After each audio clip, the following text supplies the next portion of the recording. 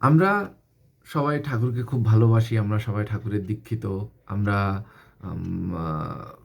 সস্তায়নী, অধৈর্য, যাজক যাই হই না কেন, আমরা বিভিন্নভাবে কিন্তু বোঝানোর চেষ্টা করি বা আমাদের চারপাশের মানুষকে আমরা দেখানোর চেষ্টা করি যে আসলে আমরা অনেক বড় ভক্ত।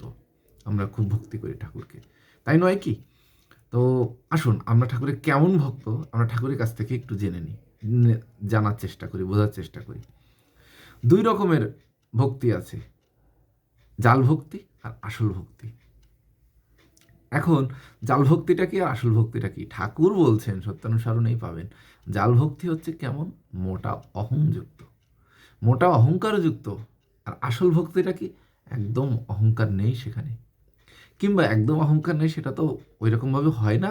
তাই হয়তোবা সেখানে খুব পাতলা অহংকার থাকতে পারে। আরেকটা কি? গুরুত্বপূর্ণ কথা। জাল ভক্তি যাদের মধ্যে তারা কিন্তু কখনোই অন্যের কথা নিতে পারবে না। মানে অন্যের কোনো একটা উপদেশ, বয়োজ্যেষ্ঠ হোক বা যারই হোক, বা কনিষ্ঠ হোক, যাই হোক, কারোর উপদেশ তারা নিতে পারবে না। শুধু উপদেশই দিতে পারবে। আর যখনই কেউ উপদেশ দেবে, তখনই চটার লক্ষণ, বিরক্তির লক্ষণ, সঙ্গ পরিহারের চেষ্টা। একইভাবে আসল ভক্তিযুক্ত মানুষ কখনোই উপদেষ্টার জায়গায় বসতে চাইবে না। কখনোই। সে নিজেকে কখনোই বড় বলবে না, কখনোই মহান বলবে না। কেউ যদি তাকে কোনো উপদেশ দেয়, তাহলে মুখে আনন্দ ফুটে বেরোবে।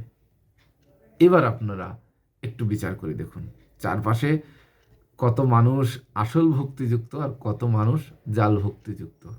জয় গুরু, বন্দে পুরুষোত্তম।